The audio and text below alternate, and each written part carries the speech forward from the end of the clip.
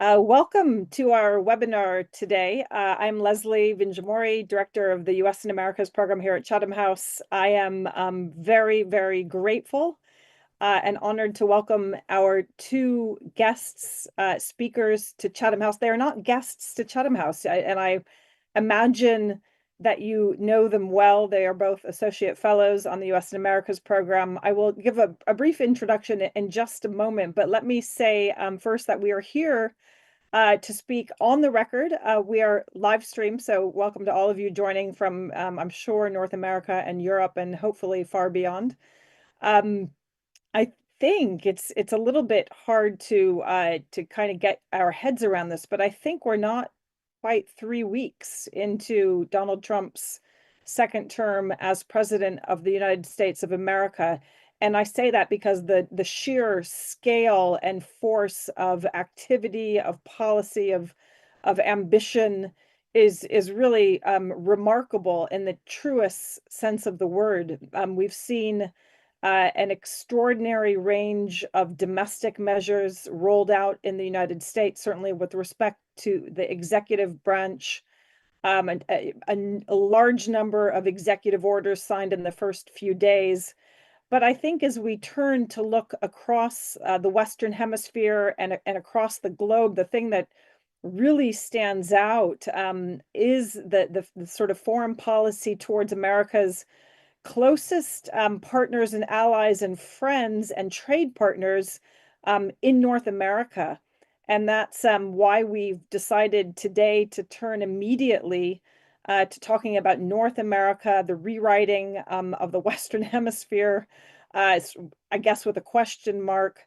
Last weekend, we were all, I think, gripped by the announcement that there would be 25% tariffs levied on Canada, one of America's very closest partners in matters of war and peace, trade, and everything else, and 25% on Mexico, one of America's very closest partners, with whom it shares an extraordinarily large border. And in Canada, the United States, and Mexico, one of the very most successful regions in the world in terms of economic integration, intra-regional investment and trade, and firmed up and facilitated by that United States-Mexico-Canada agreement. So a rather significant announcement. And then, of course, Monday was, many lives inside of one day. And at the end of the day, we saw a negotiation that saw a 30-day pause on that threat of tariffs. So we immediately turned to two really, truly extraordinarily accomplished and expert people. Let me say just a word about each of them before I open this conversation up to them. Roland Paris, Professor Paris, is director of the Graduate School of Public and International Affairs at the University of Ottawa. He was a foreign policy advisor to Canada's Prime Minister in, I believe, his first year in office, and remains one of Canada's most prominent foreign policy experts and commentators, obviously very well known and active in that space in Canada and globally. And we rely on you a lot, Roland, at Chatham House as our sort of person on Canada.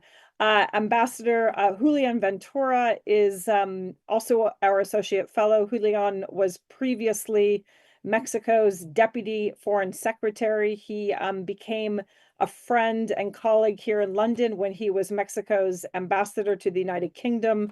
He was previously also Mexico's ambassador in China and has worked really across the globe in many posts. I think 33 years, is that right, Julian, in Mexico's foreign service. And we've visited and participated in meetings with you in Mexico. It's been a real pleasure. Ottawa's on our list, Roland, but I don't know, you might not have us now. We'll see. Hopefully Chatham House helps. I'm not so sure You're always welcome. that the US part helps. So Roland, we're going to start with you first. It has been an extraordinary, few days. You wrote a tremendous piece for Chatham House it's up on the website, reminding us of quite what never mind the policy circumstances, what a effect this has had on public opinion and anti-Americanism in Canada and nationalism within Canada. But maybe you could walk us back to the beginning and give us a sense of how you would portray just what's happened. If you can just start with what has happened and where are we now? Sure, I'd be happy to do so. And yes, it has been an extraordinary shock for many Canadians, and the shock is going to reverberate for, I think, quite a long time. So go back to Trump's election, and Justin Trudeau sought a meeting with him and got a meeting with him in very late November at Mar-a-Lago. And at that meeting, in a public dining room, Donald Trump expressed concerns about the flow of fentanyl from Canada into the United States and also illegal aliens, as in the American terminology. Of course, it was a bit puzzling for the Canadian side because the amount of fentanyl entering the United States from Canada and the number of people who are detained at the border trying to enter the United States illegally is a tiny fraction of the flows from other sources. Nevertheless, the Canadian government recognized that this was something on Mr. Trump's mind. So it went back, and within 2 weeks, pretty extraordinarily quickly in the Canadian government system, announced a 1.3 billion Canadian dollar plan to strengthen border security and further combat fentanyl, which is a public health problem in Canada too. And then tried to get this information to Mr. Trump. Mr. Trump did not want to take Mr. Trudeau's calls, according to Trudeau himself. And meanwhile, many other Canadians were trying to get this message that Canada was acting on these initiatives. And then came the announcement of the 25% tariffs against Canada with the executive order specifically mentioning fentanyl and illegal migrants as the putative emergency, providing legal justification for the tariffs. So the response in Canada was immediate. In the preceding weeks, there had been obviously great concern about the possibility of tariffs. Canadian leaders had been debating with each other about what the right strategy would be. There were some differences, regional differences within Canada. The response to Trump's tariffs were galvanizing, not just for the Canadian public, but also for Canadian leaders. The Canadian government announced a much bigger package of retaliatory tariffs than was expected. All the leaders, most of the lead political leaders in Canada lined up behind that. Those who are seeking to replace Mr. Trudeau as leader of the Liberal Party, because he's announced that he'll resign and there's a contest to replace him, all support retaliatory tariffs. Those that the leader of the opposition Conservatives, who are ahead in the poll, supports retaliatory tariffs. Canada's provincial leaders support retaliatory tariffs. And so there was this real galvanizing effect. And right now, the debate in Canada is how to, number one, try to avert what's going to happen in whatever it is, 28 days, the risk of another round of tariffs.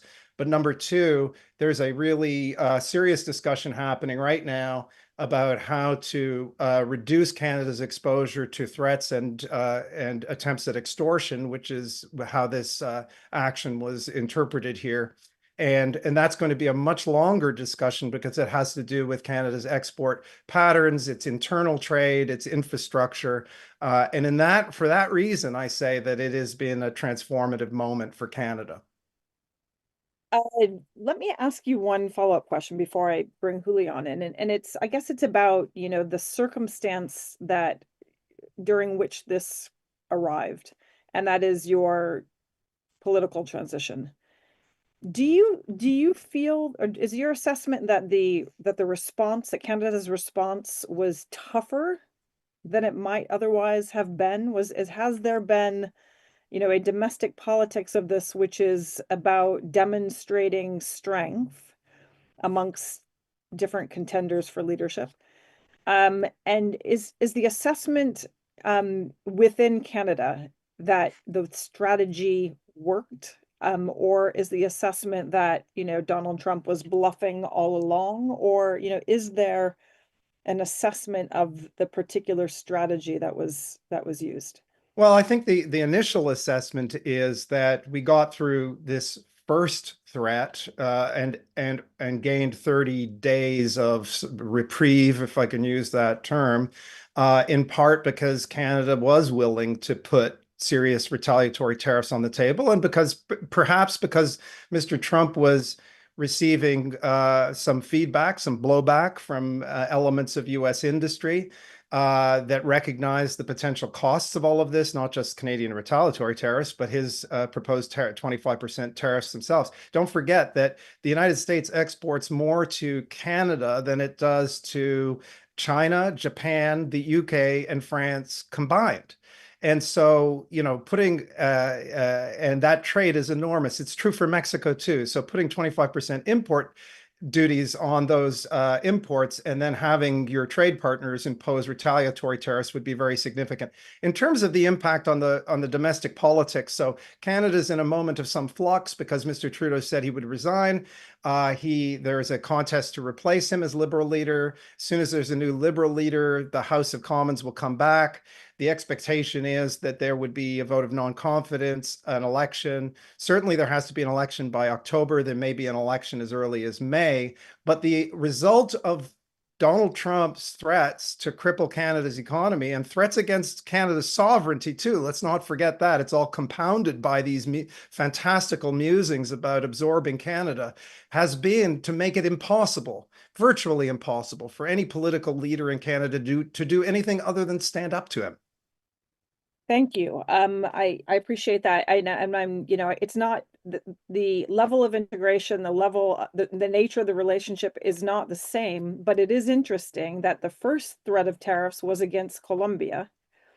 And the Trump's decision to back down was, on the basis of a very different logic, which is that Colombia accepted the immigrants coming in, I think, on the same planes, still the military planes. So it was a backing down logic that led to a pause.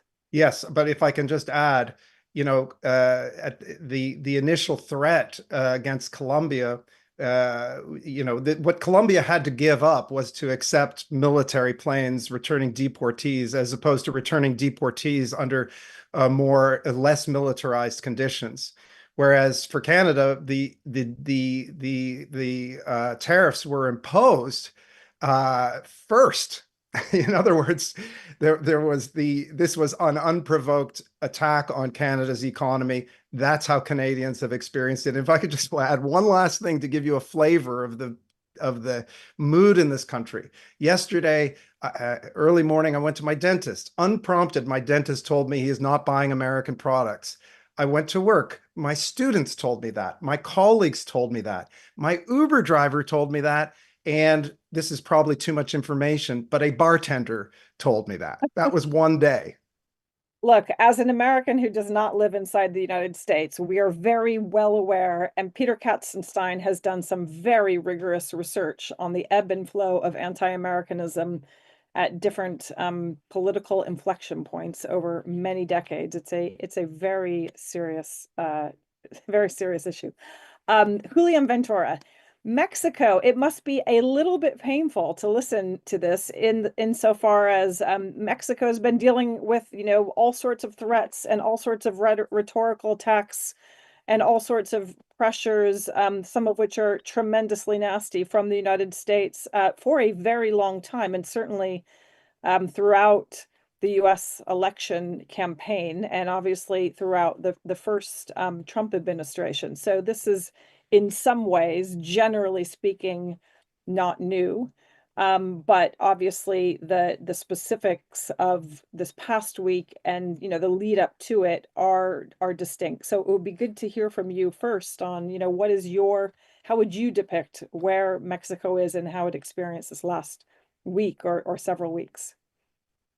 Well, thank you, Leslie. As you mentioned, that confrontational narrative has been recurrent. I mean, we saw some of it in President Trump's first presidential campaign and during his first term in office. And of course, things ramped up over the last few months as we saw the US election play out, and in which two of the issues that were top of mind for American voters in the election related to the border, to immigration, and to drug trafficking. President Trump had, of course, highlighted the importance he was giving to trade, and this notion that tariffs are beautiful, or the most beautiful word in the dictionary. So in a sense, there are no surprises. But we have to underline that the administration kicked off its international engagement with a high-stakes game of bricksmanship against its two North American neighbors and main trading partners. And of course, the crisis was temporarily averted with this 1-month pause in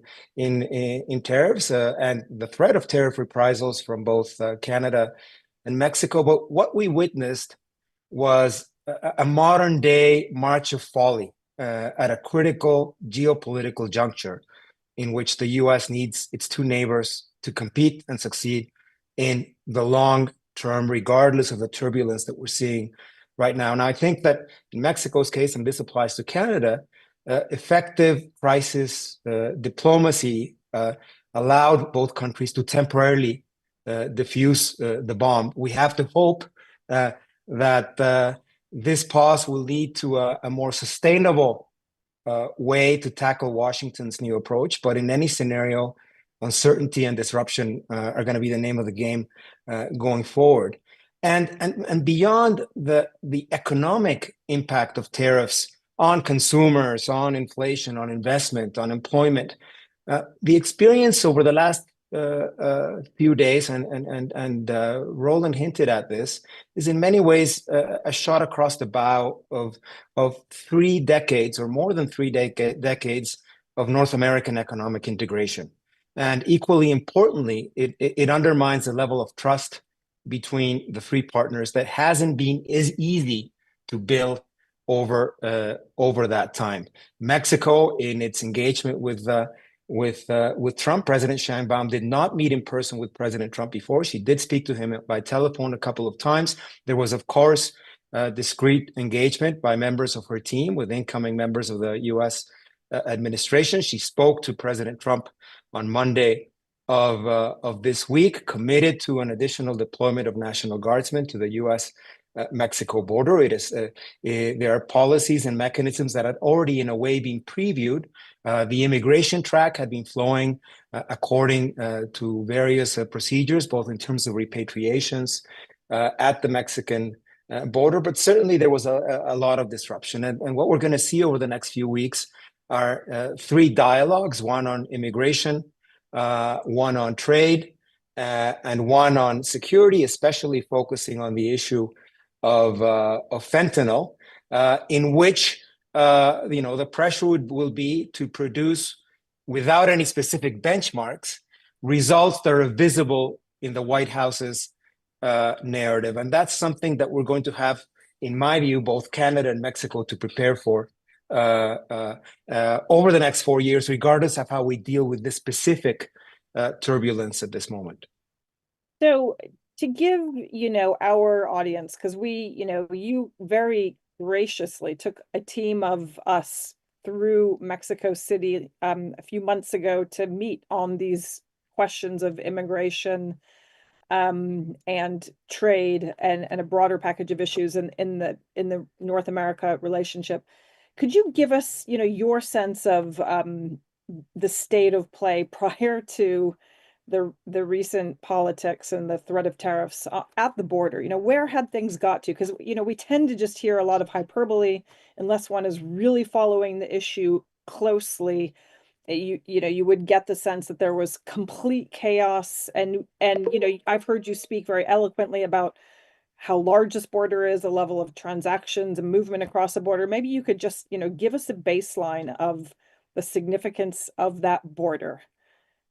Sorry. Well, no, keep in mind that the U.S.-Mexico border, the length of that border is the same as the distance from Dublin to Athens. So we're talking, for our European and UK viewers and listeners, it's a large border, and of course, Canada and Mexico, the Canada-U.S. border, the largest undefended border in many ways, is also huge. So the dimension is very large. The fact is that the immigration dialogue and immigration cooperation even during the Trump administration, has been flowing in quite a positive way. The border is the quietest it's been in the last 5 years. The tensions are at their lowest point. Mexico implemented various human mobility mechanisms together with the United Nations High Commissioner for Refugees, civil societies, engagement with U.S. counterparts to take the pressure off asylum claimants at the border through various technological aids, the famous CBP-1 app, which has now been terminated. But again, nuance doesn't matter. Facts are important, but perceptions are stickier than ever, especially with the dynamics in social media. So President Trump hit the ground running with a series of executive actions, declaring a national emergency at the border, promoting an end to birthright citizenship in the U.S. Constitution, which is subject to various legal demands right now, ended humanitarian parole programs. So, immigration is again going to be a key part of this bilateral engagement. The same will apply to fentanyl and drugs. Roland mentioned, we have very different dynamics and dimensions of the fentanyl issue between Canada and the US and Mexico and the US, but it's a problem that is tremendously difficult to tackle and requires international or bilateral cooperation because they're multi-dimensional problems. Just to illustrate the point, a year's supply of fentanyl in the US fits in one container truck. So it's like finding a needle in a haystack when you take into account that an average of 6 million trucks cross the Canada-US border every year, 7 million trucks and 60 million cars between the US-Mexico border. So it's a tremendous challenge in which, by the way, engagement with China is essential. When Trump applied his tariffs during his first term against China, China quietly stopped or relaxed customs controls and inspections of laboratories that make and export precursors across the Pacific. So we saw significant rises in fentanyl traffic and precursor traffic to Canadian ports, to Mexican ports, and that changed the dynamic, which resulted in a huge figure of over 100,000 overdose deaths in the United States, which are now down significantly as well. Every death is a tragedy, but the estimates place fentanyl overdose deaths in the US at approximately 50 to 55,000, and that's a significant decrease from just 2 or 3 years ago. Thank you. I think that, it's incredibly important kind of baseline setting because it is so much in the news, but very rarely do we actually get more exposure to the realities of the border. And I know you know a huge amount about it. I want to ask both of you, I guess, a couple of questions. One is about, where you think this is now headed, but also to turn not away from North America because it is so central, not only North America, but to the Western hemisphere of what is kind of at the beating heart of Trump's first foreign policy moves. But as we are here in the UK, as we are sort of in Europe, but Europe is, on the chopping block also. What do what is the level of communication between your governments and the Europeans? Is there an active conversation about how to learn lessons from the, very recent experience that you've had with the United States on the question of threats of tariffs? What do you think the lesson is? Maybe I can come to you on that first, Roland. So it's unclear where this is heading, but it seems clear that Trump wants to have this threat of crippling tariffs hang over Canada and Mexico, maybe even indefinitely, in order to be able to extract concessions going forward. Now, what concessions exactly are themselves hard to know because he's listed so many grievances ranging from really mundane trade issues all the way to the kind of the affront of Canada being a separate sovereign nation in North America. So where he goes with this is unclear. In the meantime, Canada is working on two fronts. One is the cooperation side, which involves a really extensive outreach campaign by Canadian government actors, by leaders of the provinces, by even by Canadian mayors, by leaders of the business community, by the labor community, reaching out to their counterparts in the United States to emphasize the importance of the bilateral relationship and working together, and how much we both and all three countries have to lose if the relationship that Julian described as being built up over decades is damaged.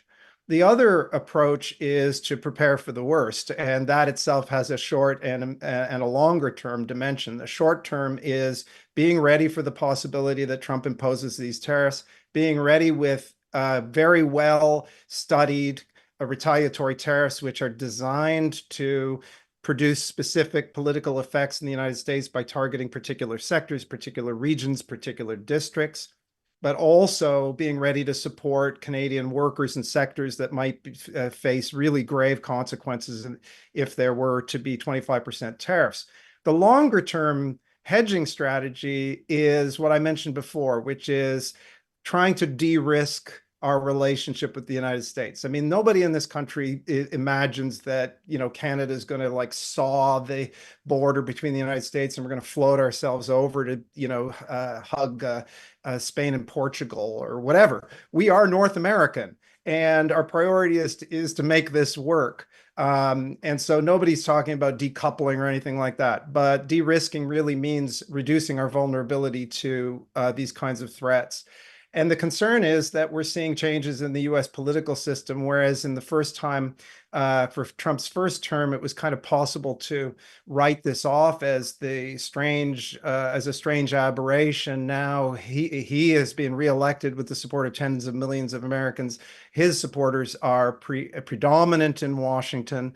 Those who might have criticized him during his first term, many of those leaders outside of government or inside elected officials are relatively muted now out of fear of antagonizing him. So we have to prepare for the possibility that this is actually the new normal, which is shocking but real. I think that that's what this incident has produced. In terms of communication with Europe, yeah, there's communication, and the Prime Minister is going to be Canadian Prime Minister is going to be traveling to Europe next week, going to Paris and Brussels. Don't feel offended, those of you watching in the UK. I'm sure he would have gone to the UK too. But there is a crisis happening here at home, and he'll be talking to European leaders. He'll be talking to the Secretary General of NATO. He'll be attending a major AI conference in Paris. I have no doubt that most of those conversations are going to be about, what's going on with Donald Trump and exchanging notes about what various different countries might be doing to prepare for the worst and to avoid it. Thank you. Julian, on your thoughts on this question? Yeah. So the way these dynamics are playing out in North America, I think should be followed closely by other partners, including, of course, Europe, much as they did, and we have to remember this, when Canada and Mexico transformed under the gun in many ways, 1994's NAFTA into the North American Free Trade Agreement, into the USMCA. So there are lessons to be learned. The world was watching at that time if it was possible to negotiate with Donald Trump. And, the results showed that you can negotiate with Trump. And the expectation from an optimistic viewpoint would be that we can again find a way forward. It's important to remember, Leslie, the stakes that are involved. I mean, we're talking about a $1.5 trillion relationship, 17 million jobs in the three countries that are linked to trade.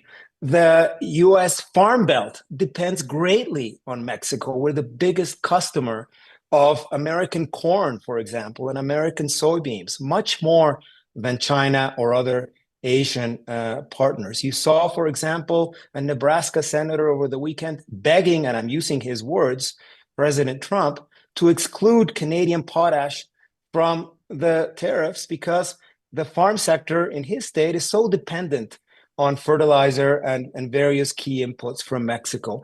There's no such thing now as a Canadian car or a Mexican car or an American car. It's important to remember that they're North American cars. They cross the border an average of 5 to 7 times before they become a finished product. And as a whole, Mexican exports have approximately 40% US content. So when Mexican exports increase, you're increasing sales of American products and American inputs. So the interdependence is very important to keep in mind. Take Texas. Mexico and Texas trade approximately $280 billion a year. That's much more than the US trades with Germany or with the UK or with France. So it's very important. Now, in terms of the way forward and lessons learned, I think something that Roland mentions is very important. You have to activate key stakeholders, not only your domestic stakeholders in the business community and the state or provincial and state governors in the case of Mexico on these issues, but also key stakeholders in the United States. And both Canada and Mexico have been doing it. There are instances in which Canada and Mexico can work together. That doesn't have to be automatic or all across the board. We have different national interests and different kinds of footprint, but President Sheinbaum spoke with Prime Minister Trudeau before the announcements. Prime Minister Trudeau mentioned that he had been talking to President Sheinbaum as Canada was moving forward in putting together its tariff retaliation package. If there are lessons to be learned, I think be prudent, be pragmatic, cool-headed, and firm. And that's a signal that came out that was very, very important. And in the case of President Sheinbaum, I think she handled it very positively. Be media visible when appropriate. You don't have to be beating the drum everywhere 100% of the time. You have to target your messages, taking into account that regardless of what the facts are, there are perceptions that are important regarding, for example, the role of China in North America, the impact of fentanyl. Don't waste your time if you don't target your messages appropriately. Finally, I would just close with a comment on the weight of history in these factors. And I think that's important for Europe, which is a very value-centered global vision. When I spoke about the countries overcoming historical grievances or nationalist tendencies, there's been a lot of talk about President McKinley in the US, late 19th century.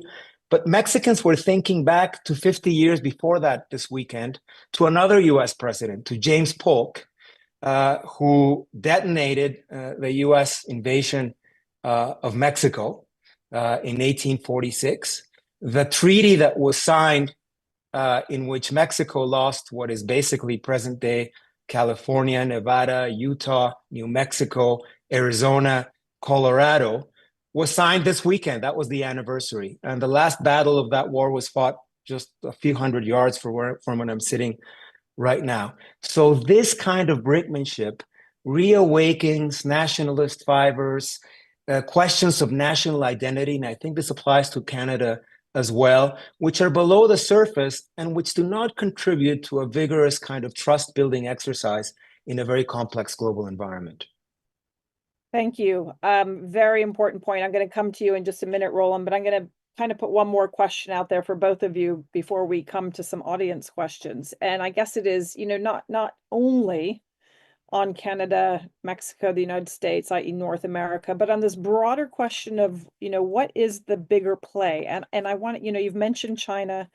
There's been a little bit of talk about security, but to what extent, the last few weeks have been extraordinary. We haven't talked about the bid for the Panama Canal, the sort of the items that the Panamanians have put on the table to speak to Secretary Rubio on this. And when we look at Europe, there is a question about whether tariffs are, just about bilateral trade deficits and surpluses, or whether there is, a broader linkage to questions of defense spending, security assistance. Obviously, NATO's Canada's a NATO ally. Yeah, how much of this do we think kind of will stay, this use of tariffs will stay limited to economic and border issues, but how much of it is, a tool that's being used to make a bigger play in the international order, and in the Western Hemisphere? A very big question. I think it's a really important question. Roland, I'm going to let you unmute and start. Yeah. So, if you listen to what Donald Trump has been saying for a long time, he sees tariffs as a kind of multi-purpose Swiss army knife tool that can accomplish many different things.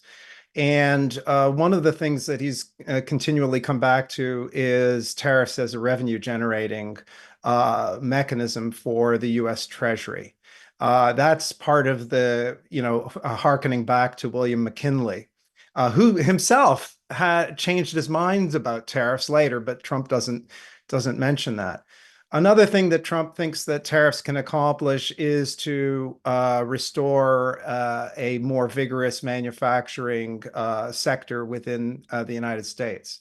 And so even the threat of tariffs, for example, against Canada or Mexico or others, has a chilling effect on investment decisions about where companies might invest in new production facilities, expand production facilities, et cetera. Because the implication of Donald Trump's vision of these benefits of tariffs is to start unraveling the supply chains that Julian was mentioning. And that has much larger implications beyond North America. So for Canada, there's going to be a consideration of the renegotiation of the USMCA or CUSMA or TMEC, whatever you want to call it, coming up next year. And that will certainly be front and center. Then there's this kind of weird imperial kind of vision that Trump has laid out with regard to the Panama Canal and Greenland and Canada. It's hard to know what to make of it. He has this idea, he mentioned it at his inauguration and since, that, America will be great again by expanding its territory. You know, it's really just difficult. He says a lot of things. He said something about Gaza recently, which the administration immediately had to walk back. So it's hard to know, of these. He throws a lot of things against the wall and sees what might potentially stick. Which is why it's essential, as Julian said, for other countries, including in Europe and elsewhere, to keep their cool, to recognize that, if anything, what we learned in the first Trump administration, it seems to be an initial lesson, we'll see, because Trump is more unleashed now of this second term, is that you have to stand firm, that you need to give Trump some wins. And he will respond to symbolic wins like what Canada and arguably Mexico offered just to get this 30-day extension. And you need to be working the US political system at all levels, national, state, local, industry, labor, stakeholders, continuously. And it means an exhausting job of whack-a-mole, an exhausting job of trying to identify problems before they emerge and dealing with crises to try and manage them. Both Canada and Mexico did a very good job in the first Trump term. We came out with him threatening to tear up the NAFTA with a new agreement that from Canada's point of view, at least, preserved many of the really core vital interests for Canada intact. We were able to get an exemption on the steel and aluminum tariffs. That was the playbook the last time around, but there is a concern that this isn't like the last time around, which is why there's a new conversation in Canada about diversifying trade relations that is more intense now than I think we've seen for many decades in this country. Julian, as you prepare to answer this question, can I also insert one more, which is, have you been surprised? I mean, you've been dealing with the United States diplomatically, not only Mexico, but you personally as a leader in Mexico's diplomatic corps. And when we visited you and you took us around to meet many people in and out of government in Mexico, there was such a extraordinary sense of knowledge, pragmatism, stoicism, in the run up to, at that time, we didn't know who would win the election, but there was a lot of conversation already about what if Donald Trump returned. Since that, in the context of everything you've said and are going to say, have you been surprised by this, or is it just, kind of more, but as expected? Well, navigating US-Mexico relations has never been an easy task. There's never full alignment or full convergence on many issues. Mexico and the US had a very difficult challenge in reconfiguring, for example, the bilateral agenda after 9/11, which transformed the way, the national security vision of the US, which thickened our physical border in many ways, and which we had to find and be very creative and very cool-headed in making sure that the facilitation that was necessary on the trade angle would not impinge on that national security priority, which was radically transformed after 9/11.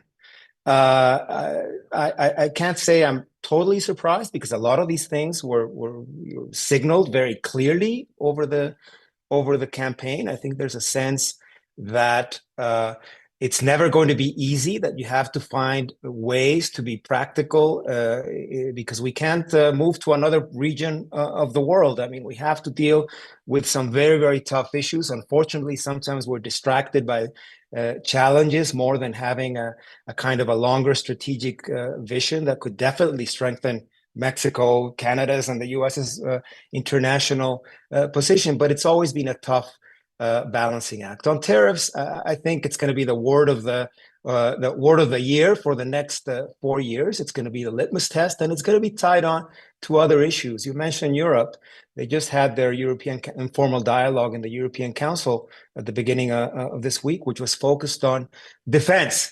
So maybe we won't be talking in Europe about fentanyl and border security, but we might be talking about European defense commitments, or access to more equal tariff access to some important American exports. There's already talk about the global minimum tax that was agreed to by the G20 a couple of years ago, is going to fall over by the wayside. So everybody's going to have to scramble without no clear alternatives. In the case of Mexico and the case of Canada as well, decoupling is not an alternative, but diversification signals something positive. It opens new windows to other places, or it expands other ones.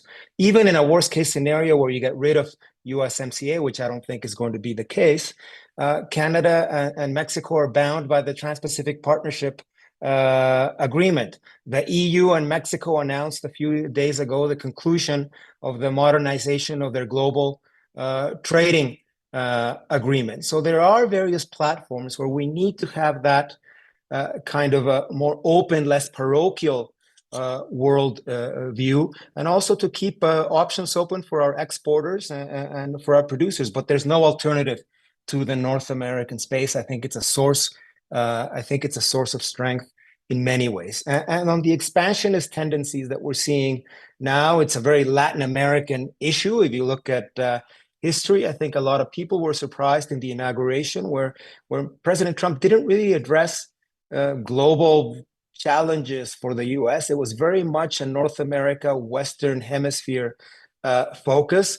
Secretary Marco Rubio's trip was not to NATO headquarters, was not to his Asian allies. Yes, there was a Quad ministerial meeting on the eve of the inauguration, but his first trip was to Central America and the Caribbean, clearly trying to make an explicit link between President Trump's benchmarks and foreign policy priorities to what the Department of State is going to be doing going forward. So it's something also to keep in mind, a Western Hemisphere focus that we haven't seen perhaps since a former Texas governor, George W. Bush, held the U.S. presidency, where he said that the U.S. Most important relationship was going to be the relationship with Mexico. And of course, 9/11 dramatically changed that view. I mean, that's a very important point, because of course we have all sorts of conversations now about what's coming next, and we don't we know that there are wars and possible conversations about those, but we don't know what the quote unquote events might be. Donald Trump had COVID in term one. That certainly wasn't something that anybody saw coming. I'm going to ask Anar, Anar Bata, very well known to anybody who works with us here at Chatham House, to read out one of the first questions from the audience. This question is from Makram Sua, who writes, "Thank you for this insightful conversation. In the remarks, the Western Hemisphere was mentioned. Was this referring to the Northwestern Hemisphere or the global Western Hemisphere, including Africa and Latin America? If the latter, can you elaborate on the potential effects of President Trump's decision, if any, on Africa and Latin America?" So great question that kind of opens up an opportunity to talk about the broader implications for Africa, Global South. Julian, would you like to? Well, I think when I was referring to Western Hemisphere, I was referring to the Americas in many ways, but it does have a cluster bomb effect, expansionist impact. We saw, for example, how Marco Rubio just announced that he won't be attending South Africa's G20 foreign ministers meeting, which is scheduled for the tail end of February. There's a lot of concern about the radical restructuring of the U.S. Government that is taking place now that has significant implications for international U.S. cooperation in a continent, the African continent, which was tremendously hurt by the COVID pandemic, and in which various imbalances and inequalities were top of mind. I think there is a risk that the approach that we're seeing tends to solidify a more antagonistic vision from what is a very amorphous global South. But one of my hobby horses, one of the things I always underline it, this is also an opportunity to be creative and to build bridges. And it's something that South Africa is going to have to do with key members of the European community, of the Asian community, to find a bandwidth, however narrow it is, to keep a cooperative approach to common challenges alive. And that's going to be very important over the next 4 years. Great. Let me just yeah, please, Roland. I think it's the attitude that the Trump administration is projecting to the whole world, including the global South, is, what have you done for me? And that's reflected in the decision of Marco Rubio not to go to the G20 meeting. Like, what do we have to gain? And the pretty dramatic changes we're seeing at USAID, I mean, that might even understate it. Whether we will see a USAID in the future, with more than 200-300 employees, is a question mark. And it's really in contrast to the Biden administration's policies, and very short-sighted for the following reason, because the Biden administration came in saying that it recognized the importance of building and strengthening relationships with countries around the world because of the changes that are taking place in global politics right now.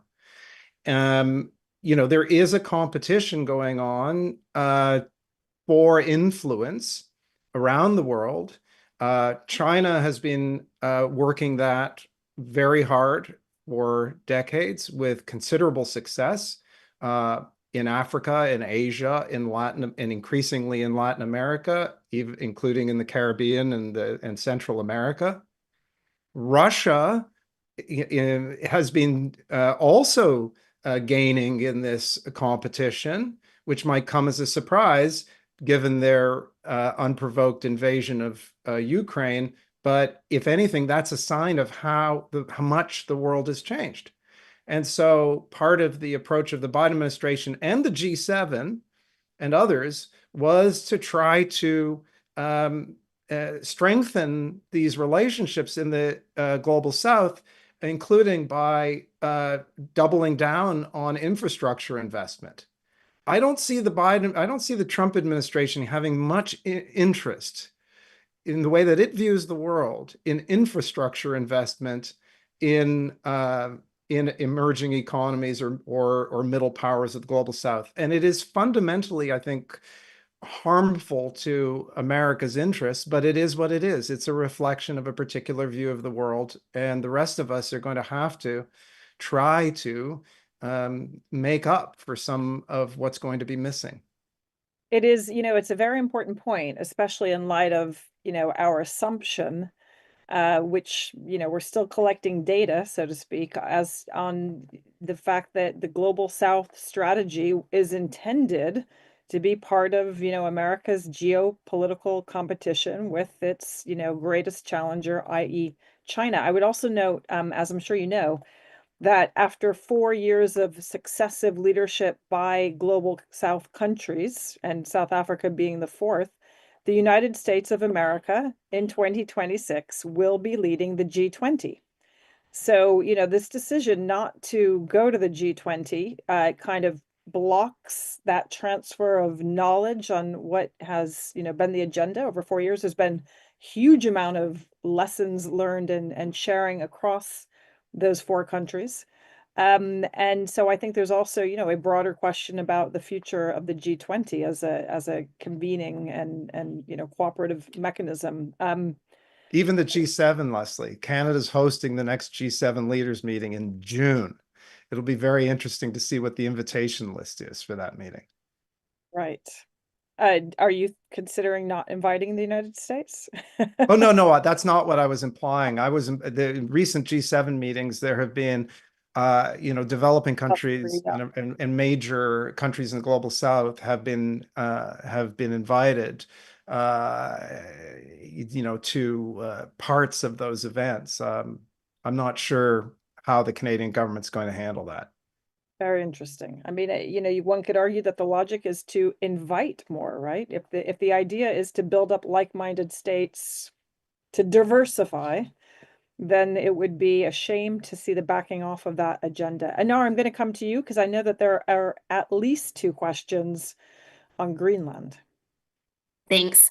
Trevor Clark writes, how does the aggressive territorial claims of the Trump administration regarding Greenland and Gaza match Russia's land grab in Ukraine? Do Canada and Mexico feel it is safe from U.S. exploration? And alongside that, John Mulhern asks, do you think we will see American Army boots on the ground over Greenland? Should I go first? Let's let Julian go. Okay. Yes, please. Roland. Okay. And I don't think there's any chance of a U.S. military invasion of Canada. I don't think there's really much chance of an aggressive U.S. military action in Greenland.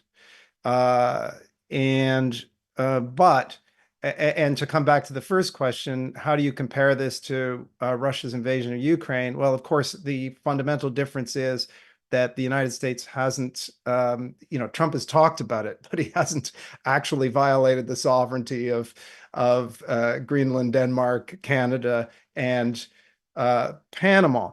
Now, but the principles echo those of the rationale that was provided in effect by Vladimir Putin for his invasion of Ukraine. And the principle was that we heard from Vladimir Putin was that Ukraine's not a real country.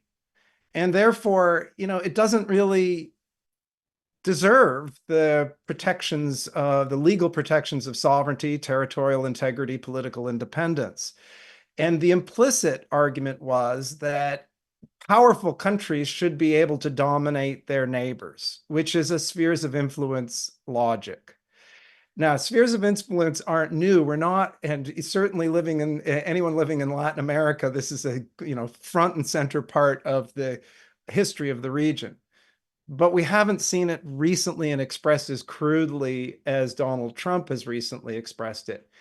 I see the risk less of American invasion of these North and Central American territories, and more that he is providing a rationale for other countries to be able to say, look, the United States agrees with the logic. Don't accuse us of doing something wrong if we're claiming the entire East and South China Sea as China has done, or we're, claiming to have a rightful suzerainty over Ukraine. So that's where I see the principal danger here. Julian? Well, in the true spirit of Canamex partnership, I fully agree with Roland. I think it's part of this disruptive wave that we're going to be seeing. I think partners in Asia and Europe are going to be looking at this closely as a very difficult situation with China plays out. I think we're going to see a lot of continuity and a hardening of that competition or rivalry, and that's something that is concerning Japan and Korea, for example, which bank on predictability and which also have significant economic stakes in their interdependence with China. So whether it's Greenland or concessions in the Panama Canal or U.S. positions on territoriality in international waters or expansionist actions by China really are not going to have a tried and true playbook going forward. We're going to be surprised, and we're going to have to be reactive in many ways. There is this broader question of, which for the 4 years, or at least for the last few years of President Biden's administration, it was very clear that the focus was on China. And right now, it's just a little bit unclear. Is it hidden behind is it hidden behind the border question with Mexico? And obviously fentanyl is the path in. Is it hidden behind the Greenland question, the Arctic? Is it hidden behind the Panama? I mean, it is or is it actually going to rise to the fore? So we're clearly going to have to talk a lot more about where China sits in all of this, because it's sort of been quiet, but we're not going to do it right now because there's one last question that Anar is going to read out. One quick thing, just your viewers and listeners should keep an eye out for a Xi Jinping, President Trump phone call over the next few days. And I would make a pretty good bet that he's going to be in China over the next few months for a bilateral visit. And that it's going to go well. Well, there's going to be some deal making involved. You won't change the dynamics in terms of that competitive streak, but the art of the deal would want to prevail. Thank you. Okay, one quick last question, and we'll use that as an opportunity to give each of you to give us some closing remarks, because it's a great big question. This final question is from Christina De Corsi, who writes, geopolitics are breaking the world into fragmented, self-serving, semi-coherent political blocs and trade relationships in a sort of unevenly expanding free-for-all. What will it take in a world facing climate, AI, tech, refugee, food security, and healthcare challenges to achieve the international coherence necessary for basic rules-based cooperation? And I might add, and what part will Canada and Mexico be able to play in that? So let's start with you, Roland. Closing remarks, about a minute. We're at time, and then you, Julian. Yeah, well, first let me say thank you for the opportunity to be part of this really interesting discussion. What will it take to avoid this continued fragmentation, which is making it so much harder to deal with some of these global problems? I'm afraid to say it's going to take enlightened leadership from major countries to recognize that if they all behave as though international affairs is just a zero-sum game, then they, in the end, might get a little better off than another country, or who knows what the actual balance will end up being, but the entire system will be worse off. We're living through a period of incredible change on multiple levels. We're seeing a technological transformation in the form of AI that's going to upend many economic sectors. It has very significant potential defense applications as well. And we're seeing a power transition, which is the movement from what had been a more or less unipolar order with the United States as the dominant power to a more mixed order. And those transitions in history have always been tumultuous. And we're seeing the effects of tumultuous political environment within many of the countries that had been part of the US and affiliated erstwhile core of that unipolar. So these are multiple complicated transformations taking place. Now, in the past, the moments of power shift that have been managed in a way that hasn't led to even more destructive outcomes have been those moments in which there's been leaders who have recognized that they have, yes, an interest in advancing the interests of their own country, but they also share an interest in trying to prevent the system from exploding. And so we need to have more mature leadership that recognizes that national self-interest includes an interest in the stability of the system as a whole. Thank you. I appreciate that. And I note you down as an optimist of sorts. Do we have a choice? You have a choice. No choice at all. You have to be an Yeah. optimist. Oh, I like that. Just to close, I think the jury's out on the prospects for rules-based collaborative approaches and cooperation. I think in a way, before Trump, we've seen a hit on these dynamics, whether we go from Ukraine to Gaza to the vigor of some multilateral mechanisms. But it's going to be taking, as Roland says, enlightened leadership at a time when governments and leaders are going to have to focus as well on dealing with the big changes in the US. So how to keep a balance between a global strategic perspective and the day-to-day management and risk reduction of the very important relationship with the US is going to be a challenge. And I think that sometimes when we look at the global picture, North America tends to get, a lot of the issues aren't sexy in terms of what is happening in regarding international conflict or geostrategic issues. But in many ways, the way North America is being rewritten right now is going to give the broader world a pathway or a look into a pathway of navigating a much more complicated world in the next few months and years. Thank you. I appreciate that. I hope that the lessons can be learned, because so far it looks like things have been managed quite well by the US's North American partners. But there isn't a war in North America right now, and there is a war in Europe. So the stakes are phenomenally high as we begin to look a little bit further east.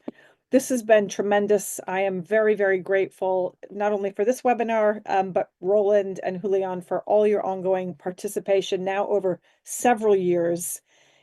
You cannot have a US and Americas program, obviously, without all of Latin America, but you certainly can't do North America well, especially now without you, Roland, and you, Julian, and you give tremendously on the back of tremendous experience. So thank you very much. And thanks to everybody for having joined us. Thanks, Leslie. Great Good to see weekend. you, Roland. And hopefully Thank it'll you. be a couple, but I don't hold out any hope for that. Won't be boring. It won't be boring.